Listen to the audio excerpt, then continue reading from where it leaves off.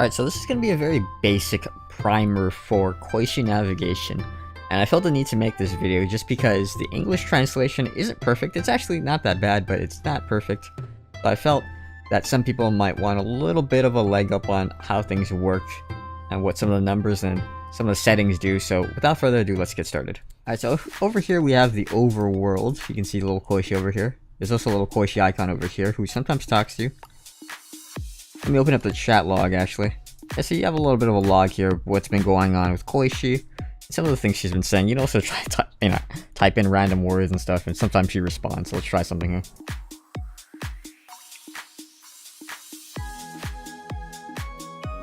Yes, I have known.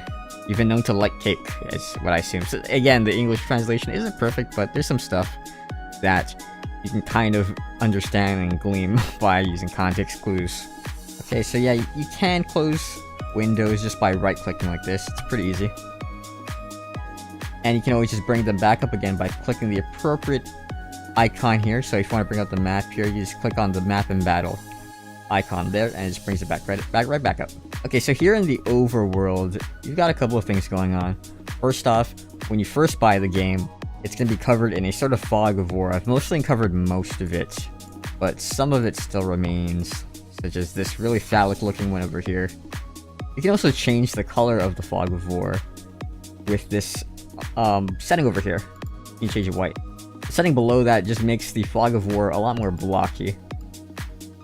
I honestly don't think it's that useful of an option, but you know, whatever. This third one isn't super important. It basically just keeps the camera focused on the Koishi avatar back down here while you're in search mode, which I'll explain later. The fourth option basically just changes NPCs into head icons. So by clicking this, Koishi, which you can see here as a head and body sprite, will now turn into a head, like this. So basically these options just adjust the sort of look of the game. Now over here, you have the numbers 1, 2, and 4. This dictates how fast things are moving in the game. I always have it set to 1 because then I can actually keep track of what's going on, and the meters down here will not drain quickly. Now let's go over the meters, speaking of these meters over here. So over here at the top you have a health bar, because you can get into fights, and as you take damage and stuff, this will drain. Below that, you have the satiety points. I think I said that right. I'm going to refer to this as the hunger meter, because this is basically what this is. By eating food, you fill up the hunger meter, and when it gets to 0, you start losing life. So you gotta watch out. Below that, you have water points, or I'll refer to this as the thirst meter, WP. And so you can pick up food, you can pick up water as you're out here in the Overworld. And you can eat that water, or rather eat that food and drink that water in order to fill these meters up. In order to find food and water, you actually have to be in search mode. That's what search mode is for. When you're on the Overworld, you hit search mode, then Koishi will automatically go around and start trying to find food and water. Now below the thirst meter, you have the energy point meter, or as I call this, the sleep meter, because this will continuously drain when you're awake, and once it hits 5, you'll immediately go to sleep. Of course, if you want to trigger sleep prematurely, you can just hit the sleep icon over here. When you click the moon icon, it will become a sun icon, and by clicking the sun icon, you wake up Koishi, so you can basically control that any which way. Wouldn't that be so great if life was like that? You just had a switch that you can turn on and on to go to sleep. That would be fantastic. Now below the sleep meter, you have the sanity meter. This one's a little bit more complicated. I think low sanity isn't necessarily a bad thing, as it describes here. It does not really affect survival.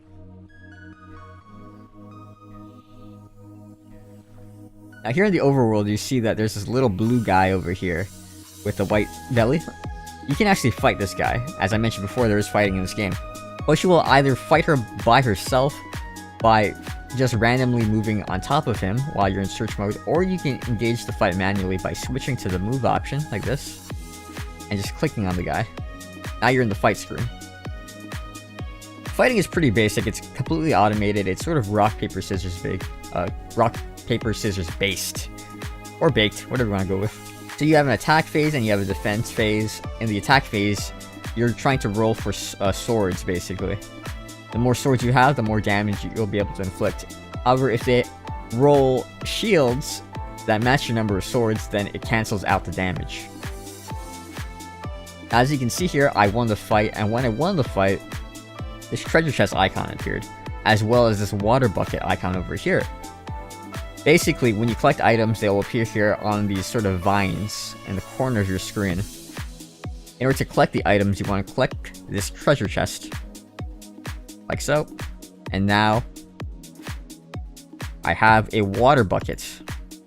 By drinking this water bucket, I gained +10 to my thirst meter, and it has no penalties to sanity. So occasionally you will find items after you beat a dude, or just by searching. Now there's definitely going to be times where you just can't find any items, you can't find any enemies, or if you do find enemies, they just don't give you the items that you want. So what are you going to do as your stuff, as your meters are draining? So although you have this overworld map, you also have a house that you can go back to.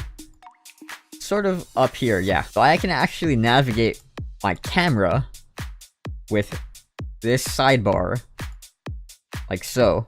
And I can move Koishi to where I want her to go to by clicking the move button and clicking over here. Now, if you have trouble finding the house, what you can do is, so let's say I'm down here, you can just click the 0 button over here and it brings you straight to your house. Once you're by your house, you have to click on this icon over here in order to enter your house. Now you're in your house.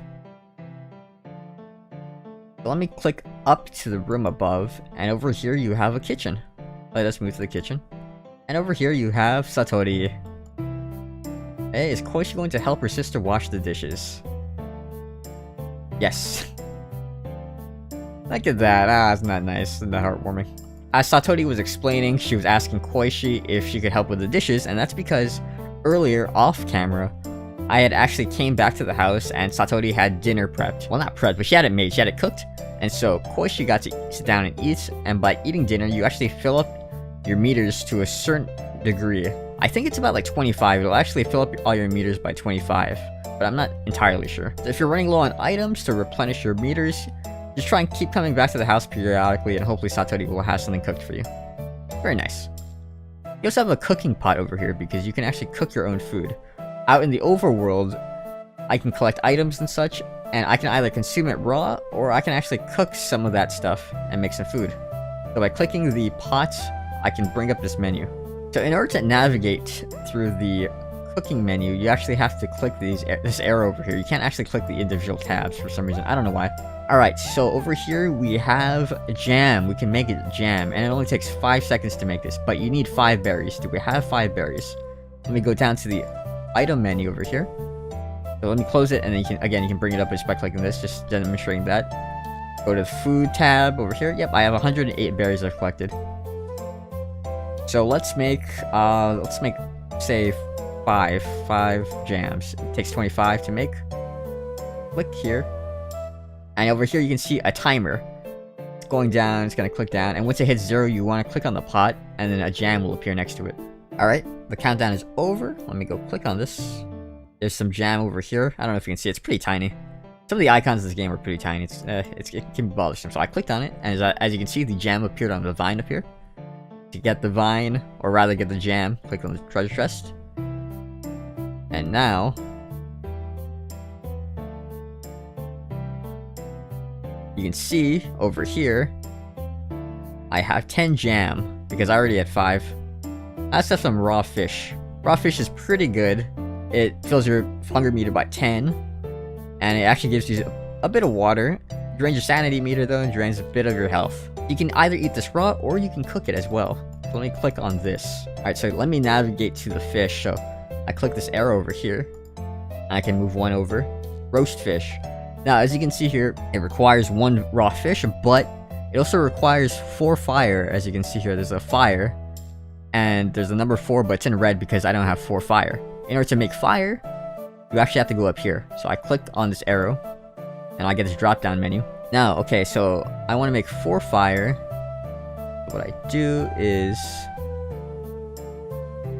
click on this. So I'm going to use 8 leaves to make 4 fire. I collected leaves out in the overworld. It's sort of like an item you can collect, like water, like food. And so you can also use sticks. You're going to use wheat. I think that's wheat. Yeah, I believe that's wheat, yeah. So yeah, I'm going to use 8 leaves to make 4 fire. There we go. Now I have 4 fire. and I went to go ahead and cook it. So I have to wait a minute and 26 seconds, or rather a minute and 30 seconds.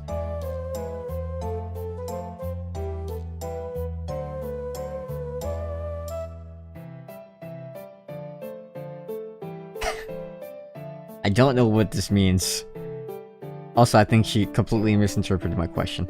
Anyway, looks like we're almost done with the fish. If I click on this, fish icon is over here on the fireplace for some reason. Click on the treasure chest.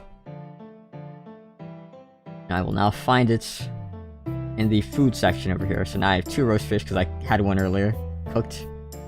And so it'll increase my health by +2 and fill my hunger meter by +15. Compared to the regular raw fish, which fills my hunger meter by 5 less than that. That being said, roast fish doesn't actually increase my thirst meter at all. So there's a trade-off. And so that's going to be it for the guide, I think. There's not much else to talk about in terms of the basics. I only want to cover the basics here. I don't want to, like, overload anyone. This actually might have been too much information I gave anyway. Go, move you over here, move over here, move over here. You know what, yeah, that's gonna be the end of the video. I hope this was helpful. I hope this was informative. I actually didn't pick up the jam over here. There we go. There's gonna be a link in the description below for where you can pick up this game. It's $2, $1.99. Keep in mind that this is a early access game, so there's always gonna be changes being made to this game. The information that you see over right now may not be applicable when you go and pick up the game, unfortunately. But yeah, if you like Koishi, if you like sort of desktop idly games, because you can kind of just leave this running in the background, go check it out. If you already have the game, tell me how things are going. If you've got any more useful tips or hints or whatever, drop it in the comments. That'll be helpful for everyone, including myself. And so anyway, yeah, that's gonna be it for the video. See you folks, bye. Say bye, Koishi.